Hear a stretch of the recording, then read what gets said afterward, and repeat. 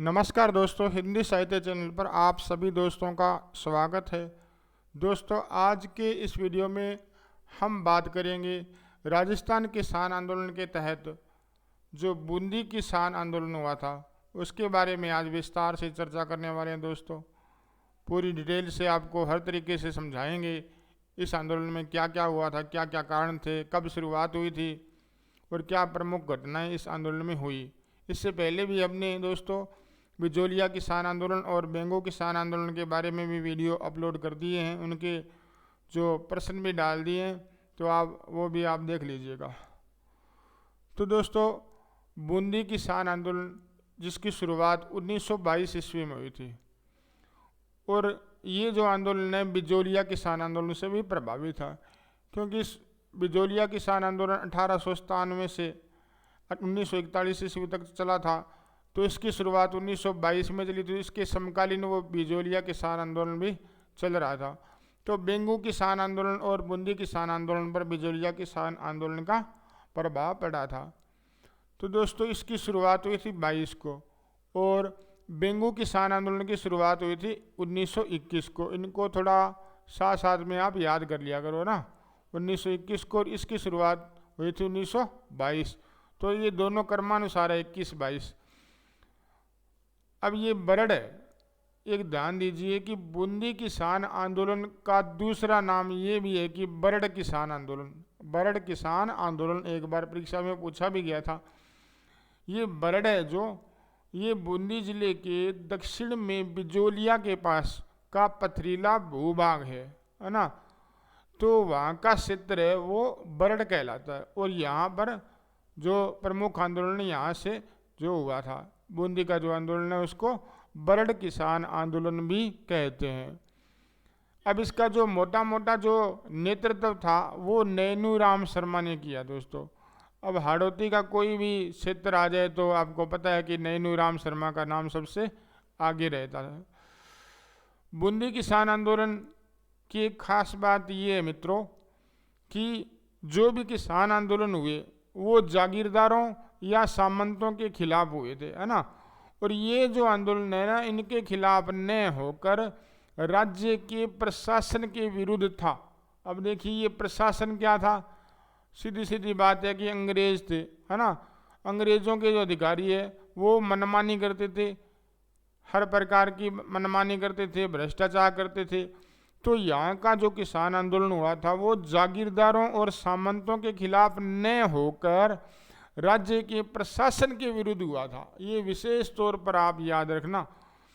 और इस आंदोलन में गुर्जर जाति के किसान अधिक थे। जैसा कि आपने पढ़ा था कि बिजोलिया किसान आंदोलन और बेंगू में धाकड़ जाति के किसान अधिक थे ना, धाकड़ जाति के किसान अधिक थे और यहाँ पर इस आंदोलन में गुर्जर जाति के किसान अधिक थे।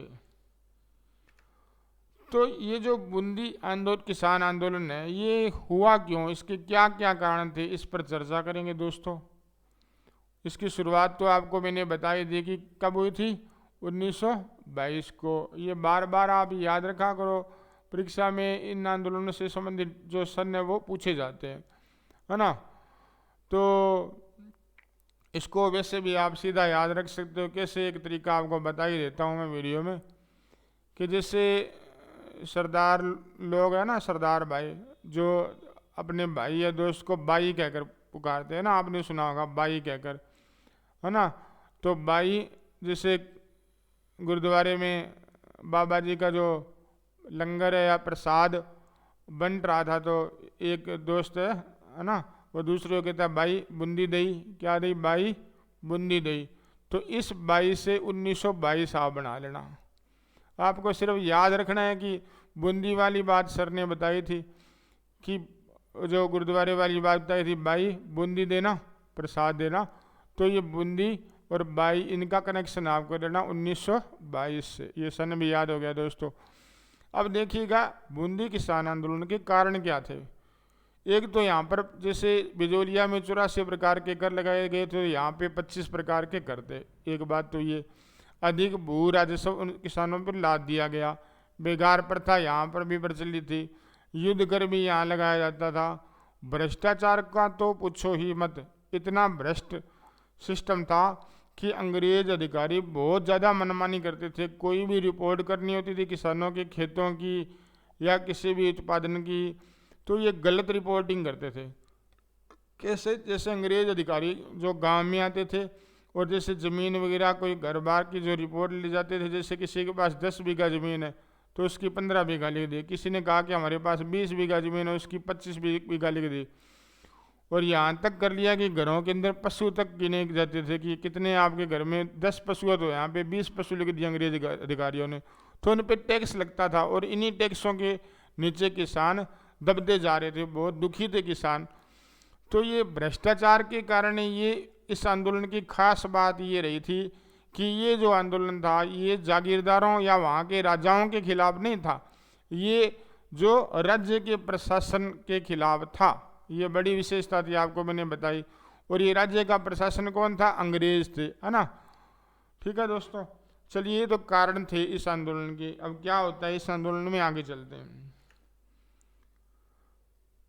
इस आंदोलन में दोस्तों खास बात एक ये भी आप नोट कर लेना कि सबसे ज़्यादा अगर किसान आंदोलन में महिलाओं की भूमिका रही और महिलाओं पर सबसे ज़्यादा अत्याचार हुए तो वो बूंदी किसान आंदोलन था।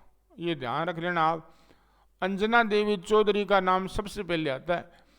इन्होंने किसानों से कंधा मिला करना इस आंदोलन में योगदान दिया था, है ना। ये अंजना देवी चौधरी, ये राजस्थान संघ के कार्यकर्ता थे ना, राम नारायण चौधरी, स्वतंत्रता सेनानी, उनकी धर्मपत्नी थी ये अंजना देवी चौधरी। ये ध्यान रखना, अंजना देवी चौधरी कौन थी? राम नारायण चौधरी की पत्नी, है ना। तो अंजना देवी चौधरी ने और भी किसान आंदोलनों में सहयोग किया था, लेकिन इसमें काफ़ी बढ़ चढ़ कर उन्होंने हिस्सा लिया था। तो ज़्यादा इसका संबंध जो बूंदी किसान आंदोलन से अंजना देवी चौधरी का रहा। और दूसरे किसान आंदोलनों में भी महिलाओं का मार्गदर्शन उन्होंने अच्छा किया था, जोश उत्साह उन्होंने महिलाओं में भरा था कि आप भी किसान आंदोलनों में अपनी भूमिका निभाएं। अब देखिए दोस्तों, जिस प्रकार बिजोलिया किसान आंदोलन के तहत ऊपरमाल पंच बोर्ड की स्थापना 1917 में हुई थी ना, विजय सिंह पथिक ने की थी। कब की थी? 1917 में। वो एक प्रकार की किसान पंचायत थी। तो उसी किसान पंचायत की प्रेरणा से अन्य किसान आंदोलनों में भी किसान पंचायतें बनी थी और इस आंदोलन में डाबी किसान पंचायत का गठन हुआ था। अब ये डाबी है वो भी बूंदी के अंदर का ही स्थान है डाबी। तो डाबी किसान पंचायत का गठन 1920 ईस्वी में हुआ था, ये आप ध्यान रखना। और साधु सीताराम दास जी ने इसका गठन किया था। किसका? डाबी किसान पंचायत, ठीक है। और इसका गठन करने के बाद में इस किसान पंचायत का अध्यक्ष बनाया गया था हरलाल भड़क। उन्होंने कहा ये तो अच्छा नेतृत्व करने वाले हैं, अच्छा संभालने वाले हैं, नहीं तो ये भड़क जाएंगे कहीं, इसलिए हरलाल भड़क जी को अध्यक्ष बना दिया गया। अब ये जो आगे की जो प्रोसेस है, जो ये यहाँ पे डाबी हत्याकांड है, इसकी जो डेट और सन आपको अच्छी तरह याद करना है, परीक्षा के अंदर मोस्ट इम्पोर्टेंट है ये। एक तो शुरुआत कब हुआ था? 1922 में, है ना। और जो डाबी हत्याकांड है इसकी डेट और सन अच्छी तरह से याद करनी है दोस्तों। 2 अप्रैल 1923, 2 अप्रैल 1923 को किसानों की सभा हो रही थी डाबी में, और तो पुलिस अधीक्षक जो इकराम हुसैन ने डाबी में हो रहे किसान पंचायत पर गोलियां चलवा दी। बड़ा दर्दनाक हादसा हुआ दोस्तों। यहाँ पर नानक जी भील और देवीलाल गुर्जर झंडा गीत गाते हुए शहीद हो गए। अब ये नानक जी भील और ये झंडा गीत उस समय गा रहे थे सभा में, और बीच में इन्होंने गोलियां चलाई तो गोलीबारी में मारे गए और शहीद हो गए। माणिक्यलाल वर्मा ने जो नानक जी भील की याद में अर्जी नाम से शीर्षक से नानक जी भील की याद में गीत गाए, है ना। बहुत उस समय क्या होता था दोस्तों कि किसान आंदोलनों के अंदर ऐसे जो कल्चर एक्टिविटीज़ भी चलती थी साथ साथ में, क्योंकि किसान आंदोलन लंबे समय चलते थे, सालों साल तक। जैसे बिजोलिया देख लो आप, 1897 ईस्वी से 1941 तक चला, है ना। इसी प्रकार ये भी लगभग 7-8 साल ये भी आंदोलन चल गया था। तो सालों साल चलते रहते तो लोग बोर भी नहीं होते थे। कुछ कल्चर एक्टिविटीज़ भी चलती थी, जैसे गीत वगैरह, कविताएं वगैरह, तो लोगों में जोश भर जाता था इनको सुनने के बाद में, और लोग फिर क्या है बढ़ चढ़कर किसान आंदोलनों में हिस्सा लेते थे ना। तो नानक जी भील की याद में माणिक्य लाल वर्मा जी ने अर्जी शीर्षक से गीत गाया था। इससे संबंधित ही एक और आप याद रखना, एक इन्होंने पंछीड़ा गीत गाया था, ये भी आपने पढ़ा होगा। बिजोलिया किसान आंदोलन के टाइम उन्होंने पंछीड़ा गीत गाया था, तो ये ध्यान रखना। अर्जी नाम से जो गीत गाया था वो तो गाया था इन्होंने बूंदी किसान आंदोलन के समय, और पंछीड़ा नाम का जो इन्होंने गीत गाया था या गीत लिखा था वो बिजोलिया किसान आंदोलन के अंदर।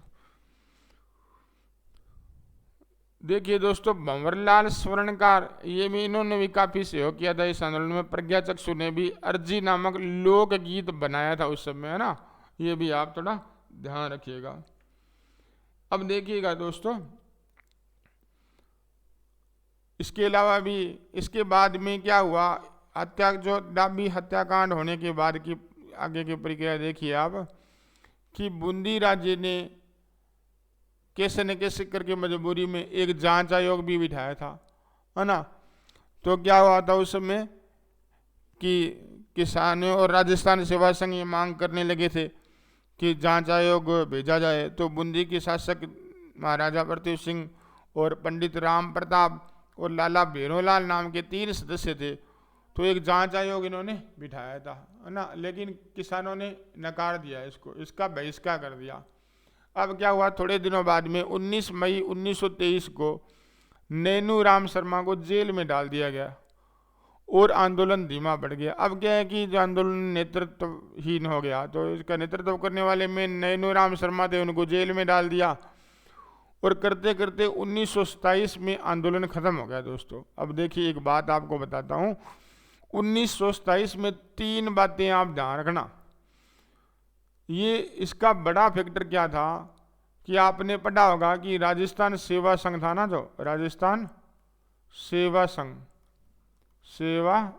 संघ ये टूट गया था बिजोलिया किसान आंदोलन में 1927 के टाइम, जब विजय सिंह पथिक और रामनारायण चौधरी के बीच में अनबन हो गई थी।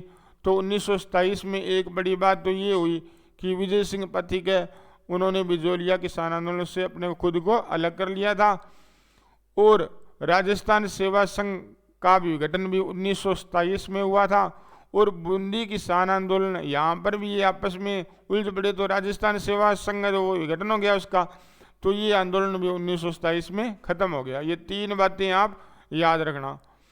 अब इस आंदोलन में प्रमुख नेता थे, उनके बारे में थोड़ा थोड़ा नाम आपको याद रहना चाहिए। नारायण सिंह जी की अच्छी भूमिका थी, रामनारायण चौधरी, हरिभाई किंकर, विजय सिंह पथिक और पंडित नैनू राम शर्मा, इन सभी ने कहीं ना कहीं किसी प्रकार से इस किसान आंदोलन में सहयोग किया था। और प्रमुख केंद्र कहें या प्रमुख किसान पंचायतें, ये स्थानों के नाम है, परीक्षा में पूछा जा सकता है कि डाबी, बरुंधान, निमाणा, गरदड़ा और बरड़ ये किस आंदोलन से संबंधित थे। तो आपका सीधा उत्तर होगा दोस्तों बूंदी किसान आंदोलन। जून 2022 में रामनारायण चौधरी ने बूंदी राज्य में स्त्रियों पर अत्याचार नामक पर्चा प्रकाशित करवाया था। ये भी एक इम्पोर्टेंट है दोस्तों, क्योंकि बूंदी किसान आंदोलन में महिलाओं पर बहुत ही दर्दनाक अत्याचार किए गए थे। तो रामनारायण चौधरी ने पर्चा प्रकाशित करवाया था ताकि आम जनता और सरकारों को पता लगे कि स्त्रियों पर कितना अत्याचार हो रहा है। बूंदी राज्य में स्त्रियों पर अत्याचार, इस नाम से उन्होंने पर्चा प्रकाशित करवाया था। एक ये भी तथ्य ध्यान रखिए दोस्तों कि बूंदी में आंदोलन का स्थानीय नेतृत्व, लोकल स्तर पर जो स्थानीय नेतृत्व है वो स्वामी नित्यानंद ने किया था। ये आप बात भी विशेषकर नोट करिएगा दोस्तों। तो दोस्तों आज के इस वीडियो में किसान आंदोलन पर चर्चा जो हमने की, बूंदी किसान आंदोलन पर जो महत्वपूर्ण फैक्टर थे परीक्षा के लिए वो आपको बताए। तो दोस्तों हमारे द्वारा जो भी कोशिश की जा रही है आपको राजस्थान जीके से संबंधित जो वीडियो बनाए जा रहे हैं उसके लिए आप ज़रूर हमारे वीडियो को लाइक करें, कमेंट करें और ज़्यादा से ज़्यादा शेयर भी करें और हमारे जो चैनल को सब्सक्राइब भी कर लें। धन्यवाद दोस्तों, आज के इस वीडियो में इतना ही। जल्द मिलेंगे नए वीडियो के साथ। जय हिंद, जय भारत मेरे लाडलो।